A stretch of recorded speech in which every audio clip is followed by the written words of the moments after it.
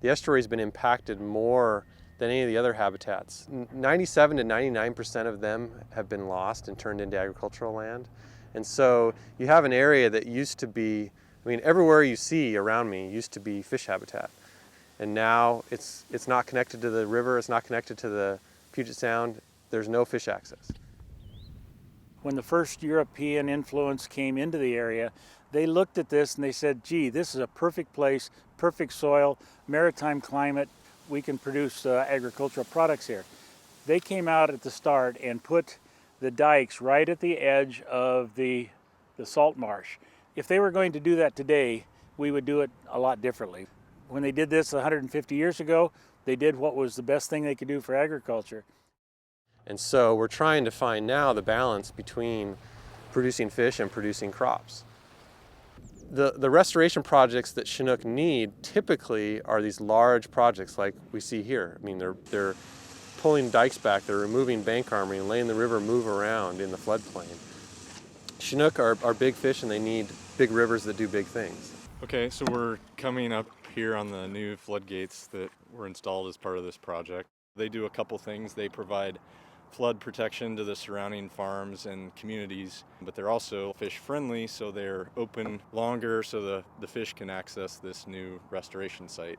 People aren't going to support habitat restoration happening everywhere, but they are going to support a project that they're going to get something out of. It's a way to build broad support for habitat restoration work and survival of species that are in decline.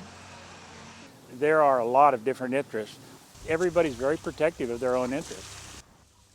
What we're trying to do is demonstrate that restoration involves more than just fish or water quality, but that can actually benefit this community from a number of different ways that they value. Because it's not just about salmon here.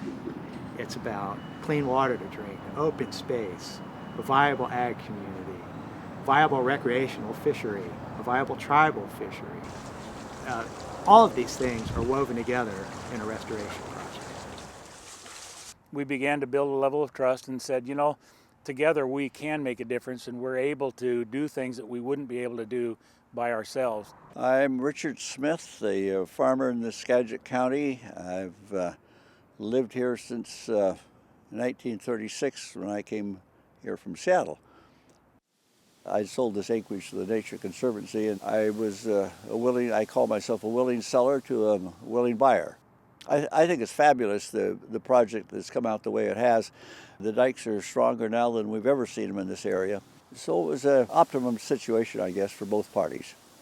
I can remember when this project finished up, I said to the people involved, I said, you know, I'm kind of looking forward to the next one.